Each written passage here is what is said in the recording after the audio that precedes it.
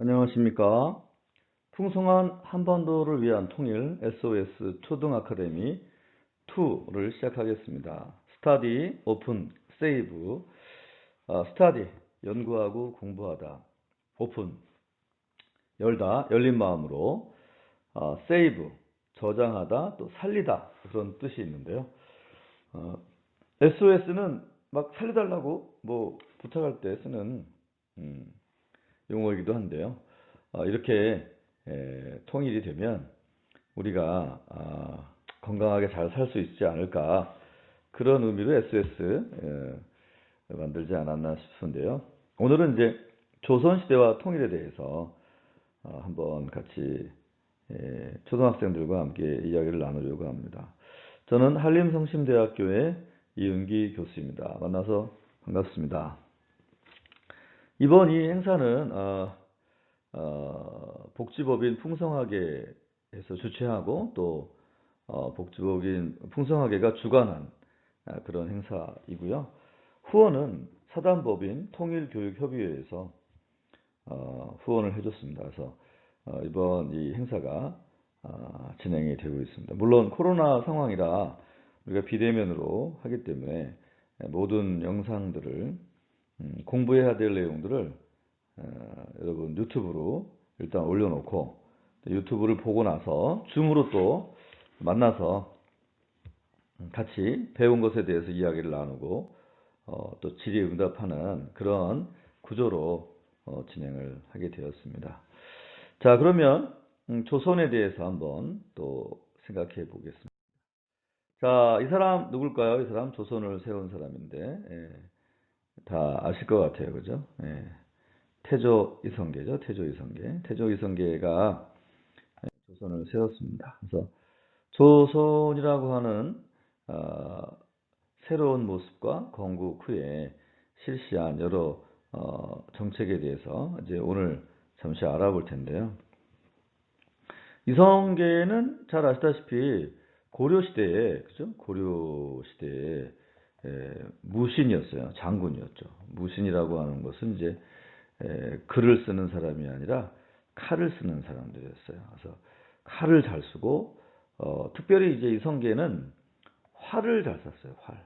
멀리서 이제 활을 잘 쏘는 그런 분이셨어요. 근데 이 분이 이제 고려 말에 그 군사를 많이 장악한 그런 장군이 됩니다.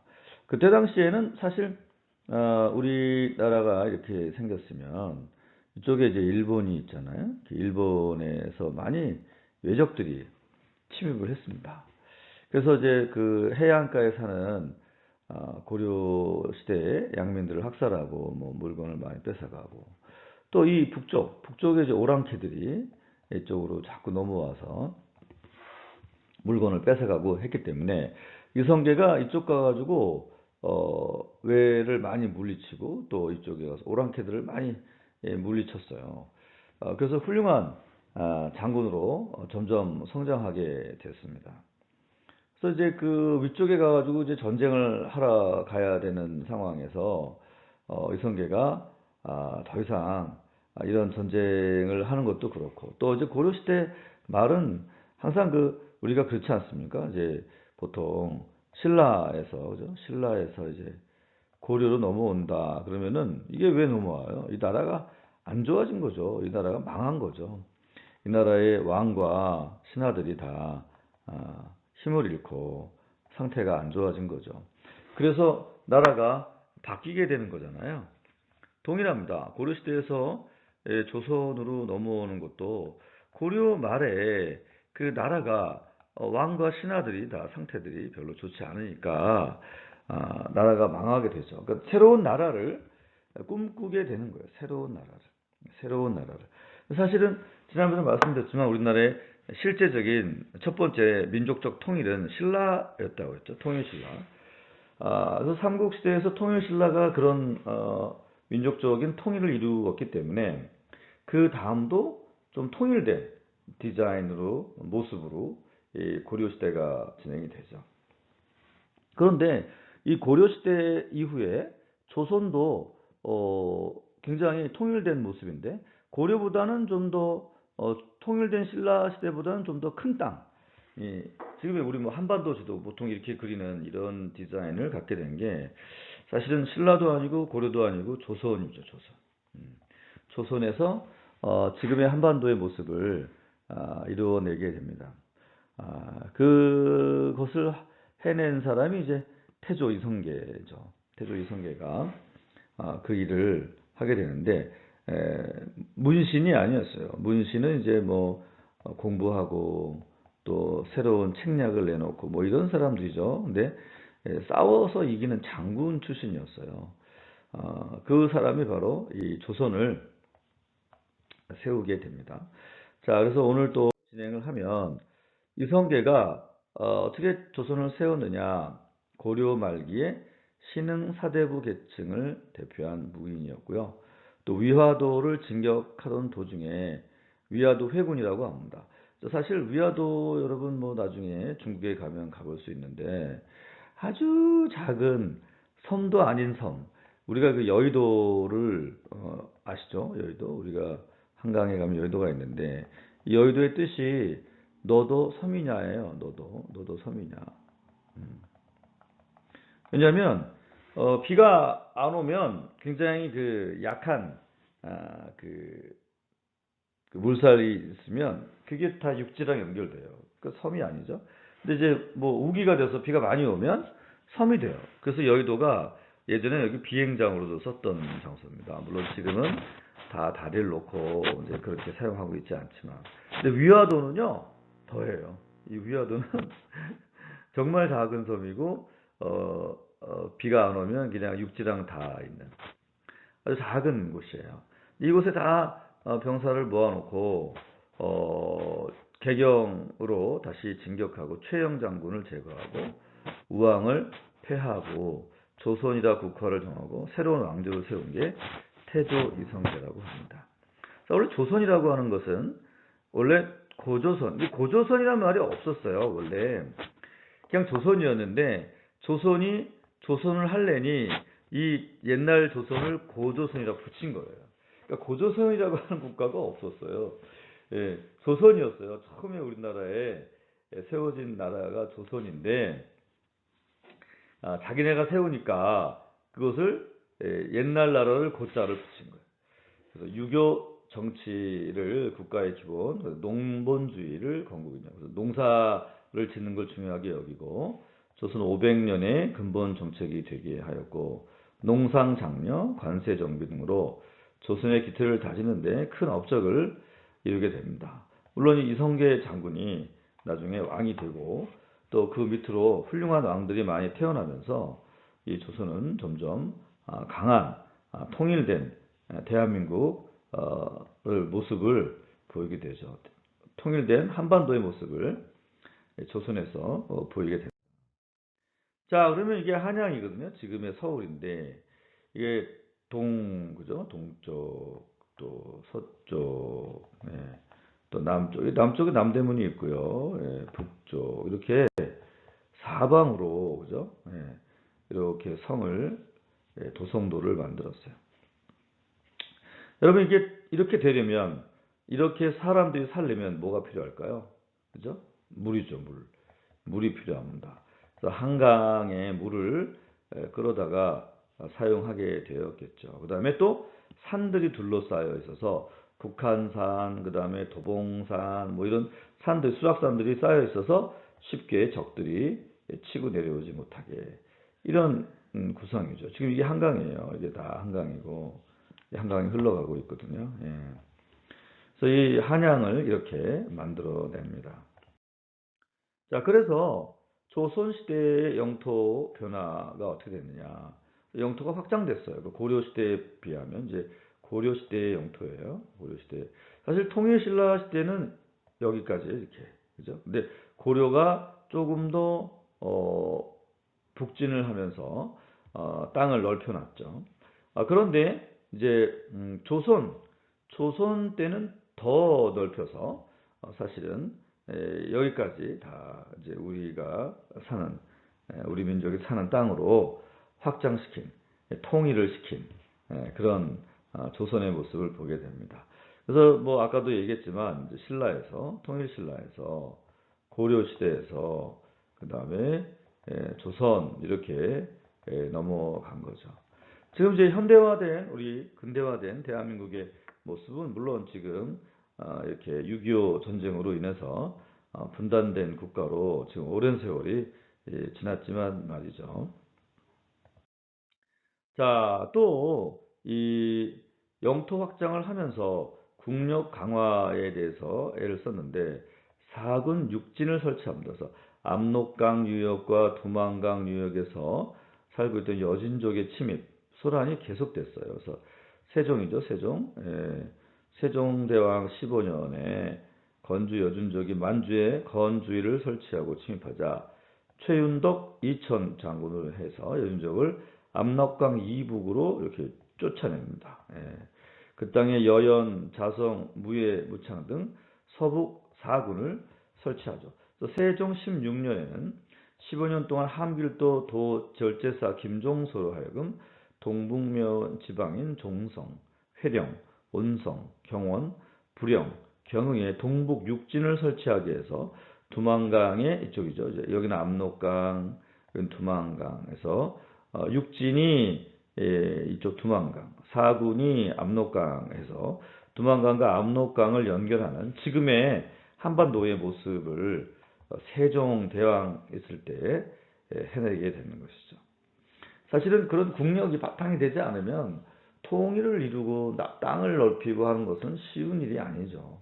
쉬운 일은 결코 아니, 국력이 되게 그러면서 이제 영토 확장과 국력 강화를 애를 썼습니다. 왜구라고 하는 건 지금의 일본입니다. 일본. 일본하고 싸우게 되는데 스시마 섬으로 가서 왜구를 정벌 합니다. 이종무가 가서. 이런 국방 정책이 갖는 의미가 뭐냐면 옛 땅을 찾으려 하였고 백성들을 안심시키고 왕권을 강화하는 놀라운 일들이 된다. 그래서 내부의 문제를 외부로 표출하기 때문에 임진왜란도 일본 내의 국내 정치의 문제로 그것을 시선을 외부로 돌린 거죠. 또 우리 2차 세계대전 때 또 우리 일본이 36년간 우리나라를 지배했던 것도 마찬가지고. 자, 그러면 조선 초에 실시한 정책은 어떤 것들이 있는지 한번 보겠습니다. 새 수도를 건설했다. 지금의 한양, 서울 수도, 그 다음에 유교를 기본으로 하는 정치를 했다. 유교의 기본은 뭐냐면 어른을 잘 공경하는 겁니다. 이거 좋은 거죠. 어른을 공경하는 거예요. 물론 이제 이게 종교화가 돼서 그렇긴 하지만 어른을 공경하는 거 중요하죠. 영토를 확장하고 국방을 강화했다. 조선왕조의 기틀을 다치고 백성들을 편안하게 했다라는 것이 이제 조선 초의 그 모습입니다. 아주 훌륭한 나라를 제대로 만들어 보는 것이죠. 한양으로 도읍지를 옮긴 까닭이 무엇이냐? 한반도의 센터에 있습니다. 딱 중앙에 있고 또 강과 바다가 연결되어서 교통이 편리하고 사방이 산으로 둘러싸여 외적을 방어하기에 매우 유리했기 때문에 지금의 서울이 바로 조선시대의 한양으로 도읍지가 책정이 됐고 또 그렇게 지금까지 오랜 세월이 흘러서 지금도 서울에는 뭐 거의 1천만 명이나 해당하는 사람이 살죠.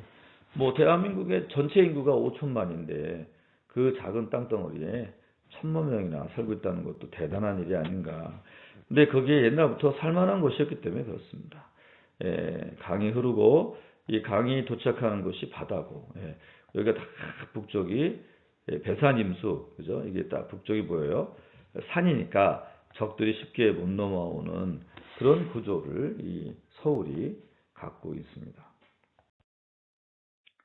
자, 그러면 조선의 개혁 정치가 이제 나중에는 이제 공부를 우리가 해야 될 거고 경국대전, 삼강오륜, 한양의 모습지도 같은 것들을 보고 또 건국 후에 백성들 생활 모습을 한번 공부하도록 하겠습니다. 왜 한양으로 도읍지를 정했느냐? 중앙부고 교통이 편리하고 외적을 방어하기 위해서 옮겼다. 왕이 어떤 정치, 유교 정치했는데요. 신하의 바른 말에 귀를 기울인다. 또 관리들은 사리사욕을 멀리한다. 양반과 선비는 바른 행실로 모범이 된다. 또 백성들은 정직하고 부지런하게 살아야 된다라는 게 이제 유교 정치의 핵심입니다. 이게 왜냐면 이제 아랫사람이 윗사람을 공경하는 게 이제 그 유교의 핵심인데, 그러니까 이제 물론 공경을 받을 만한 사람이 윗사람이면 좋은데, 탐관오리 나쁜 사람이 이 위치에 있으면 사실 백성들은 너무너무 고통스럽고 어려운 삶을 살 수밖에 없겠죠. 그래서 사실은 유교 정치를 잘 하려면 리더들이 좀 훌륭해야 돼요. 훌륭한 리더들이 있을 때 유교 정치가 바르게 진행이 될 수가 있습니다. 삼강오륜을 얘기할 텐데요. 이 조선은 삼강오륜이에요. 삼강, 부의자강, 아들은 아버지를 섬기는 게 근본이고, 군이 신강, 신하는 임금을 섬기는 게 근본이고, 부의부강, 아내는 남편을 섬기는 것이 근본이다 라고 하는 삼강오륜의 정치를 이 조선이 했습니다. 조선이 한 정치는 매우 훌륭하고 의미가 있는 통일된 조국의 정치의 모습이 되겠습니다. 자, 삼강오륜을 좀 공부하면, 오륜은 부자 유친입니다. 어버이와 자식 사이에는 친해야 된다. 그죠? 뭐 안 친하고 뭐 맨날 때리기나 하고 그러면 안 되겠죠. 그다음에 군신유의. 뭐냐면 임금과 신하는 사이에는 의로움이 있어야 한다. 부부유별. 부부 사이에는 구별, 분별이 있어야 한다. 차별은 없어야 되지만 서로 구별이 되어야 한다. 장유유서. 어른과 아이 사이에는 차례와 질서가 있어야 한다. 붕우유신. 벗 사이에는 믿음이 있어야 한다. 이런 삼강오륜은 사실은 유교 정치에서 나온 거죠. 유교의 맥락에서 벗어나지 못하는 건데, 이 삼강오륜은 사실 지금 조선시대가 지나고 우리가 현대화된 지 꽤 됐음에도 불구하고 지금의 현대에서도 이 삼강오륜은 각 가정마다 얘기하고 지키려고 하는 모습을 볼 수 있어요. 그러니까 조선의 영향이 사실은 지금까지 있다. 사실 북한은 아직도 북조선이라고 부르잖아요. 그러니까 이게 조선이라고 부르지 대한민국 이렇게 안 부르잖아요. 그러니까 아직도 북한은 조선이라고 생각을 하고 있는 겁니다. 자, 한반도를 보면 노스 코리아가 이렇게 있죠. 그 다음에 사우스 코리아가 이렇게 있습니다.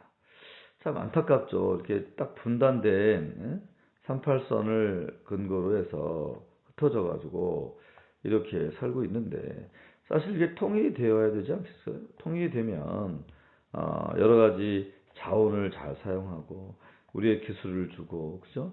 그래서 더 확장된, 더 건강한 통일된 한반도, 그죠? 통일된 한반도를 저는 보고 싶어요.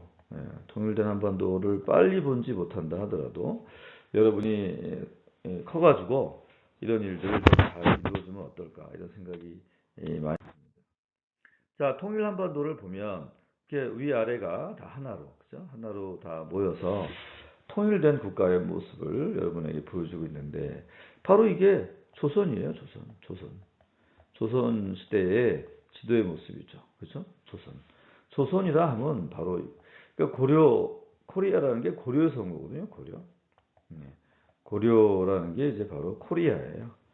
그래서 코리아를 고려라고 이렇게 부릅니다. 그래서 이 시대, 고려 시대의 한반도와 조선 시대의 한반도 사이즈가 차이가 있거든요. 그래서 더 확장된 개념의 통일 민족국가 어디냐? 저는 조선이다. 조선이 최고로 넓고, 그 다음에 아마 고려, 그렇죠? 그 다음에 고려, 그 다음에 이제 신라, 이런 식으로 국가의 땅덩어리 자체도 이런 큰 차이가 있다. 그래서 저는 통일 한반도의 디자인하고 매치가 되는 건 뭐냐? 이 조선이라는 거죠. 조선의 지도는 바로 통일 한반도의 온전한 모습이 되니까 우리가 조선의 역사를 많이 공부해서 통일 한반도에 준비하고 필요한 것들이 무엇인지를 알아가는 것도 매우 중요한 요소가 될 것이라고 생각합니다. 초등 아카데미 두 번째 조선 시대와 통일에 대해서 열심히 들어주신 우리 초등부 학생들에게 감사를 드리면서 이만 인사로 마치겠습니다. 감사합니다.